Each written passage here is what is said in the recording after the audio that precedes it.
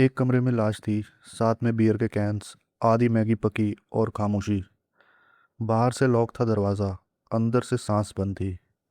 जिस लड़की को घर वाले ढूंढ रहे थे वो वहाँ थी, लेकिन तब तक बहुत देर हो चुकी थी। आप देख रहे हैं the third I media, India का वो चैनल जो क्राइम की सिर्फ स्टोरी नहीं, उसके पीछे की साइकोलॉजी भी खोल के रखता है।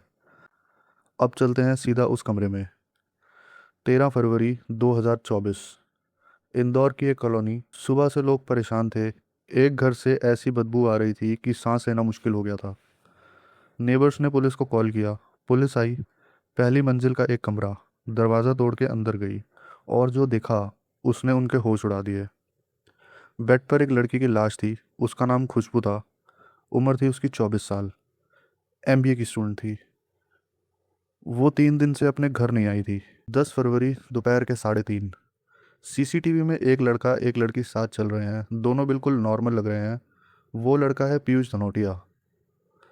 उसकी उम्र थी 25 साल। उसी कॉलेज का स्टूडेंट, खुशबू का बॉयफ्रेंड। उस दिन खुशबू घर से निकली थी अपना आधार कार्ड ठीक कराने। पापा कुछ छोड़ के आए थे, लेकिन पीयूष ने उसे कॉल करके बुलाया। कहा सरप्राइज गिफ्ट देना है, क्योंकि उसको अंदाज़ा ही नहीं था कि यह सरप्राइज नहीं, एक साजिश है। उसी रात 11 बजे खुशबू की छोटी बहन के फ़ोन पर एक मैसेज आया। लिखा था, पापा से कहना घर आऊंगी, अभी नहीं। पिता ने कॉल किया, फ़ोन बंद। बार बार कॉल किया, हर बार फ़ोन बंद। कॉलेज के ऑफिशियल व्हाट्सएप ग्रुप में उसी रात 11 प्राइवेट वीडियोस आए। एक कपल के। लड़के का चेहरा छुपा हुआ था, लड़की का नहीं। वो खुशबू थी, और वो वीडियोस उसके ही नंबर से आए थे। अगली सुबह कॉलेज ने पापा को बुलाया। जब उन्होंने वो वीडियोस देखे तो एक पल के लिए यकीन नहीं हुआ। उन्हें यह भी नहीं पता कि वो उनकी बेटी का किसके साथ क्या कोई रिश्ता था भी या नहीं। घर लौट के जब उन्होंने सब बताया, छोटी बहन ने बताया खुशबू पीयूष के साथ रिलेशनशिप में है। उसी शाम वो वीडियोस खुशबू के सब रिश्तेदारों तक पहुंच गई, खुशबू के ही फ़ोन से। उसके व्हाट्सएप स्टेटस पर भी थी। रात 9:30 बजे फैमिली थाने पहुंची, मिसिंग रिपोर्ट लेके। लेकिन खुशबू का कोई पता नहीं था। पुलिस ने सीसीटीवी खंगाले। 10 फरवरी की शाम 7 बजे पीयूष अकेला जाता दिखा। कंधे पर बैग, हाथ में 2 फ़ोन्स, एक उसका और एक खुशबू का। दोनों नंबर टैब पे थे। जैसे ही पीयूष ने खुशबू का फ़ोन ऑन किया, लोकेशन आ गई, गोवा, फिर पनवेल, फिर मुंबई का अंधेरी। 15 फरवरी की सुबह उसे पकड़ लिया गया। पकड़े जाते ही उसने खुद कहा, सर मुझसे गलती हो गई, मैंने अपनी गर्लफ्रेंड को मार दिया, मुझे फांसी होनी चाहिए। बैग में एक चिट्ठी थी, लिखा था, मैं अपनी गर्लफ्रेंड को मार दिया, क्या प्यार करना गलत है। लेकिन मीडिया के सामने उसका जो चेहरा आया वो बिल्कुल अलग था। छोड़ो यार, जो हो गया हो गया। पुलिस स्टेशन में बैठ के दूसरे कैदियों से पूछ रहा था कि उससे कितनी सज़ा मिलेगी। बोल रहा था, जेल में पढ़ाई करूंगा और निकल जाऊंगा। अब ये समझो कि यहाँ हुआ क्या। पीयूष और खुशबू की पहली बार मुलाकात 24 सितंबर 2025 को कॉलेज में हुई थी। असाइनमेंट में हेल्प, नोट शेयर करना। कुछ हफ्ते में दोस्ती रिश्ते में बदल गई।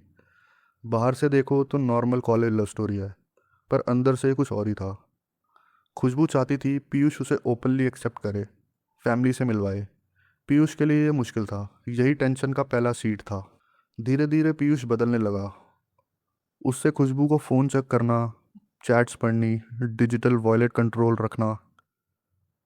एक बार गुस्से में उसने फ़ोन तोड़ दिया। जब खुशबू ने उसकी हरकतों से तंग आकर 15 दिन बात नहीं करी, तब पीयूष के अंदर कुछ टूट गया। उसे लगा वो उसे खो रहा है, और एक पॉजिटिव इंसान के लिए यह सबसे बड़ा डर होता है। 10 फरवरी प्लान था, सब पहले से सोचा हुआ। पीयूष मेडिकल स्टोर गया, दवाइयाँ खाई, खुशबू को सरप्राइज गिफ्ट के बहाने देकर उसको रूम में बुलाया। रूम पर अकेले पहले मैगी बनाई, खिलाई, फिर इंटीमेट होने की कोशिश की। खुशबू ने मना किया। पीयूष ने कहा, आंखों पर पट्टी बांधो, सरप्राइज दूंगा। खुशबू मान गई। आंखें बंद, हाथ पैर बांध दिए गए, और जो हुआ वो बयान से बाहर है। बाद में वो बाहर गया, बियर लाया, बैठ के बियर पी, रात को बैग उठाया, रूम बाहर से लॉक किया और निकल गया। जाते जाते खुशबू के फ़ोन से वो वीडियोस कॉलेज ग्रुप में उसी ने भेजे। ये पीयूष की पहली रिलेशनशिप थी। पहली बार घर से बाहर था। 6 महीने में अटैचमेंट इतनी गहरी हो गई कि ऑब्सेशन बन गई। जब खुशबू ने नो कहा तो वो उसे अपनी हार लगी। साइकोलॉजी में इसे रिजेक्शन रेज कहते हैं। और यही इस पूरी कहानी की सबसे ज़रूरी हिस्सा है। हर डेंजरस इंसान शुरू में नॉर्मल लगता है, केयरिंग, प्रोटेक्टिव, अटेंटिव, ऐसा कि लगे कि बस मुझे ही प्यार करता है।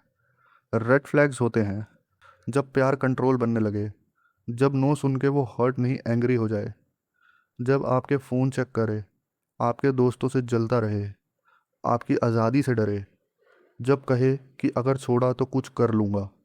ये लव नहीं, ये मैनिपुलेशन होता है। एक्सट्रीम वायलेंस कभी अचानक नहीं आती, पहले छोटे छोटे सिग्नल्स आते हैं जो हम इग्नोर करते हैं।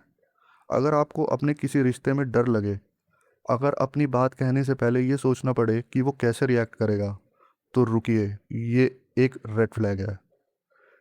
किसी ट्रस्टेड इंसान को बताओ, चुप मत रहो, क्योंकि साइलेंस सिचुएशन को ठीक नहीं करता, सिर्फ उस कंट्रोल को और मजबूत करता है।